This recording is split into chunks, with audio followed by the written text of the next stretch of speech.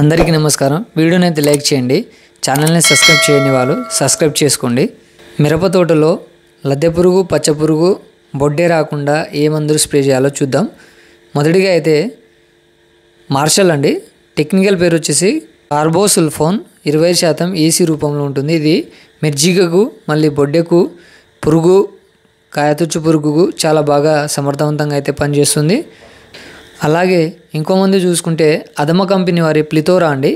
ఇందులో టెక్నికల్ వచ్చేసి నోవలోరాన్ 5.25% plus ఇండోస్కార్బ్ 4.5% EC రూపంలో ఉంటుంది.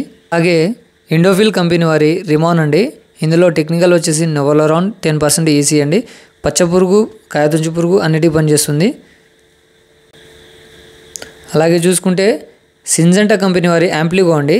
ఇందులో 9.3% సైనింత్రినిపోల్ 4.6 లాంబ్డా సహెలోత్రిన్ జెడ్సీ రూపంలో ఉంటుందండి. ఇది కూడా పచ్చ పురుగు, లద్దె పురుగు పైన సమర్థవంతంగా పనిచేస్తుంది. గరుడా కంపెనీ వారి బ్లాక్ అండి. ఇందులో టెక్నికల్ వచ్చేసి ఇండోస్కార్బ్ 5% ప్లస్ ఫిప్రోనిల్ 5% W/W ఎస్సీ రూపంలో ఉంటుందండి. ఇది కూడా సమర్థవంతంగా అయితే అన్ని రకాల పురుగులపైన అయితే లద్దె పురుగు, పచ్చ పురుగు పైన పనిచేస్తుంది.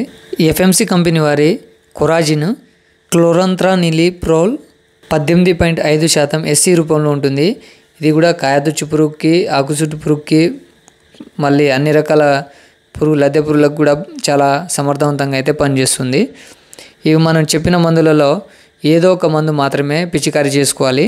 ఇందులో కాంబినేషన్గా ఏమైనా న్యూట్రియన్స్ కానివ్వండి, పూత మందు కలుపుకుంటే చాలా బాగుంటుంది. మనం ఈ టాప్ మందులని మనం చెప్పాము కదా. ఇన్ఫర్మేషన్ నచ్చినట్లయితే తోటి రైతులకు షేర్ చేయండి, లైక్ చేయండి.